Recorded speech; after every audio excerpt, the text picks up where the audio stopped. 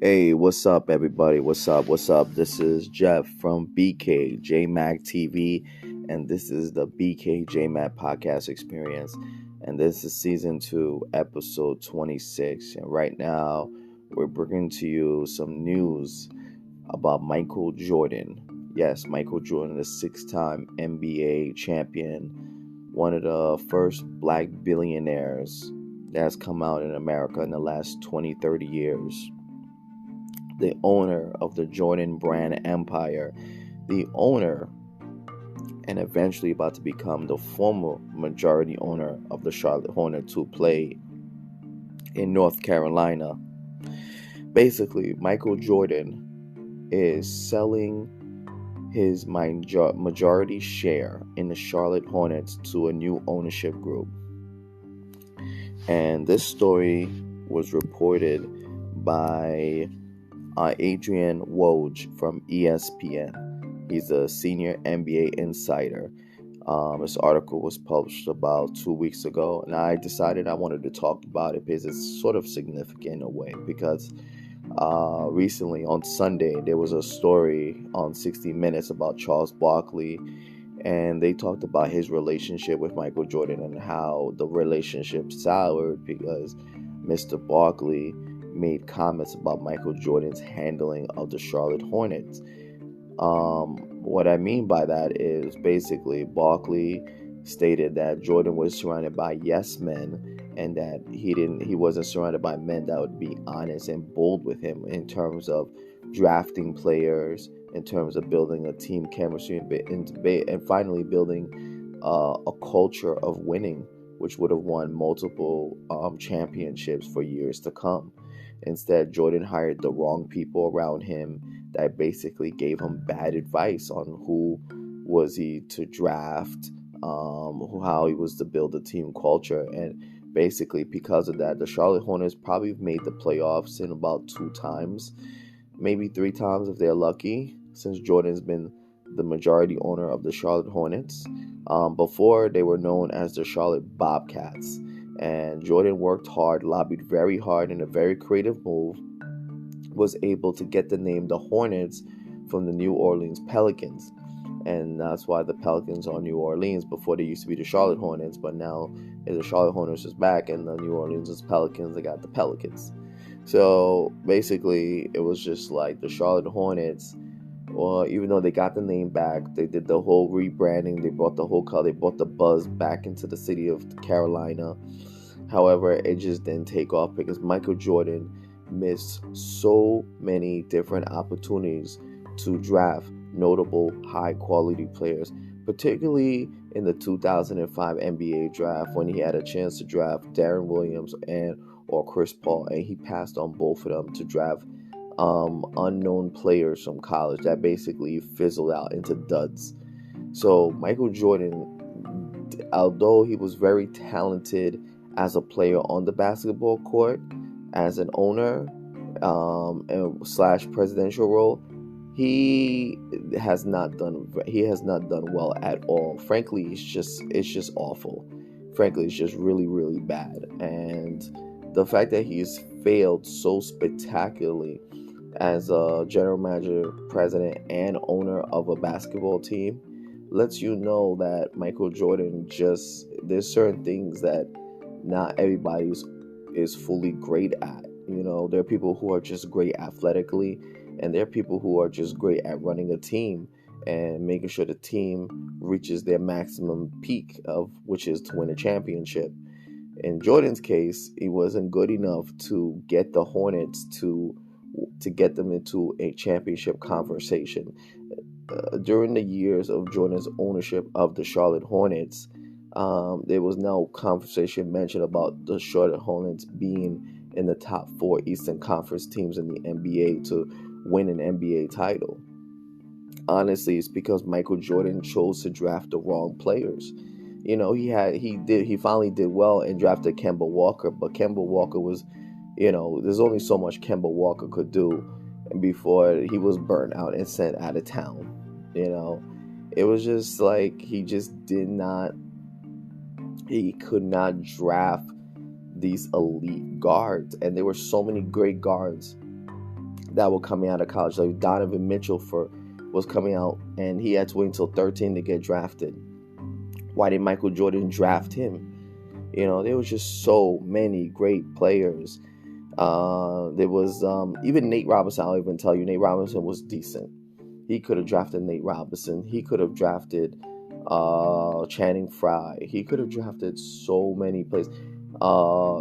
Steph Curry, Klay Thompson. He passed on so many good players, and he just drafted a bunch of bums.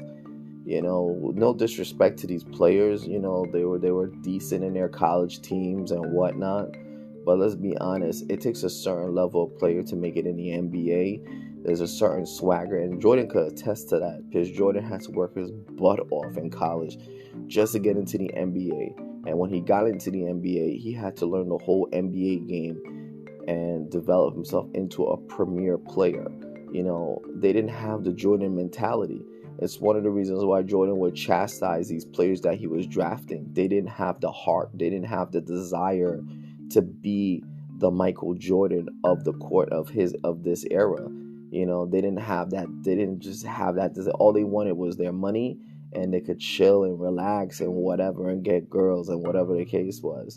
They didn't have that desire to be great. They didn't have the desire to be in the top 4 conversation and whatnot. It was just bad. Honestly, it was just really, really bad. Fortunately for him, he got lucky and was able to draft LaMelo Ball.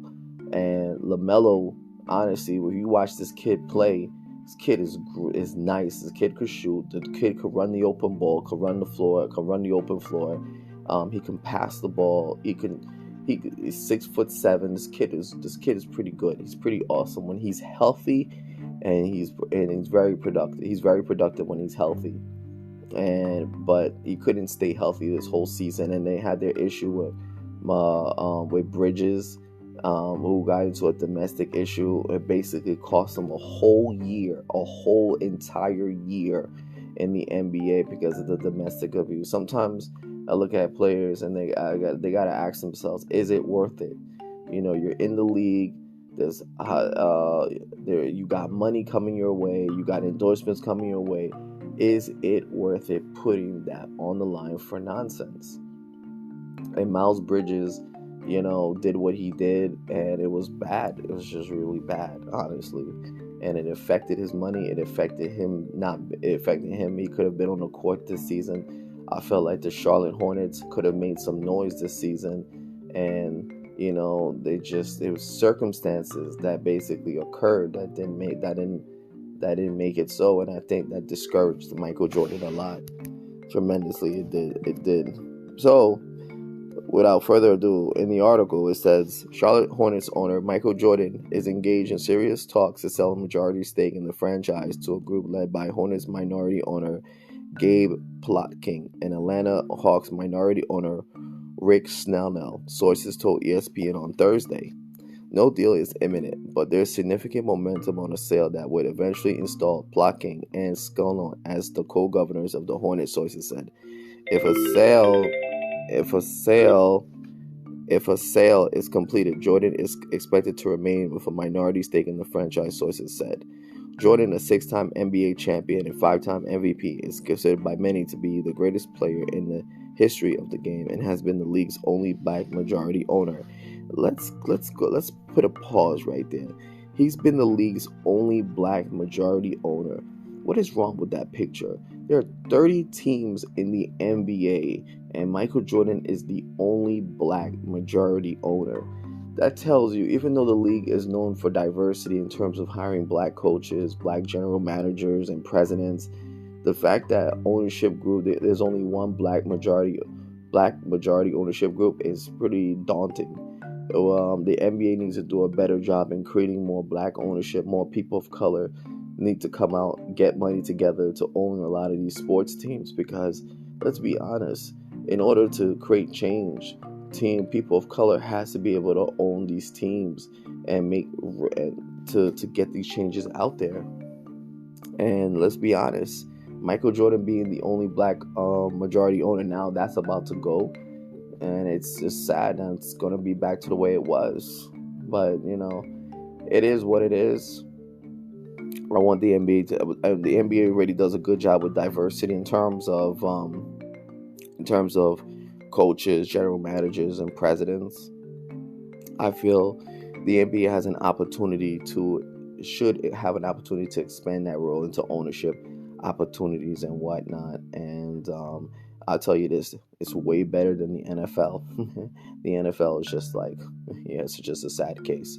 The NBA is light years ahead of the NFL on so many levels when it comes to diversity. But NBA could do an even better job at that point. Let's see. Selling a majority share of the Hornets would mark the end of Jordan's 13-year run as owner. He paid $275 million for a majority stake in the franchise in 2010. Chanel, co-president at private equity firm at Clayton in New York, was part of a group that includes majority owner Tony Russell and Grant Hill that purchased the Hawks in 2015 for $850 million. That's a significant profit right there. But overall, I hope Jordan takes an oath from this. He says he wants to be a minority owner, where now he has limited say in the Charlotte's basketball operations.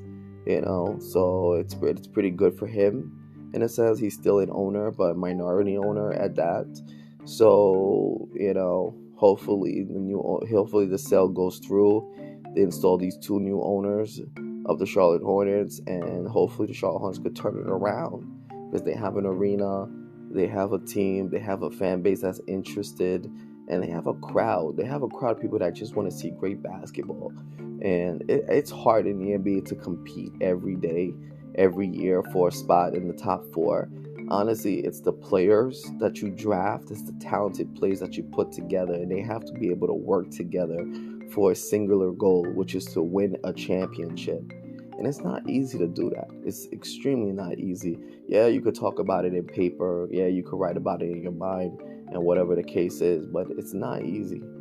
By any means in the imagination, it is not easy. That's why I guess Jordan was humbled by this experience in a sense, because when he was out there with the Chicago Bulls winning championships with Scottie Pippen, Dennis Rodman, Steve Kerr, and Paxson and many others, they were together as a group.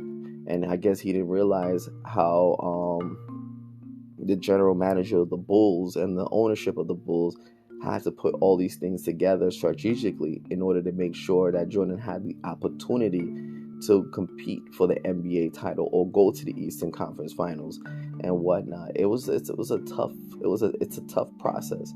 Look at the Knicks; they suck. Let's be honest, they suck. They haven't won a championship since '73, and now Willis Reed, their captain, their center, their most famous center, passed away a week ago, and he didn't get a chance to see the Knicks win a championship. The last time the Knicks were in the finals was in 1999. That was over 20 years ago. You wonder why a Knicks team can't make it to the NBA playoffs and to the finals, because it's not easy. They constantly fizzle out when it comes to building a team that wants to have the singular goal of winning a championship. It's just not easy, and I think Jordan learned that the hard way. It's just not easy, as opposed to being that player with that will and that desire to compete, to be the best in the world as a player. But as an owner, to compete as the best owner in a league that's dominated by white, it's just not easy, because then you have to make deals, you have to do A, B, C just to make sure things get done. You have to get the right players. Everything has to come together in the right way, and unfortunately for Michael Jordan's case, it did not come the right way at all. It didn't come together at all, and now he's forced to sell. So he learned a valuable experience from this moment. Hopefully he makes up with Charles Barkley, and they are able to rebuild their friendship and take this chapter in his life about owning the Charlotte Hornets with a grain of salt, because it's not easy building a team. It's just not easy. It's extremely not easy. But God willing, to the next ownership group of Charlotte Hornets. Thank you for listening to this episode of this podcast. Peace, love, always. One.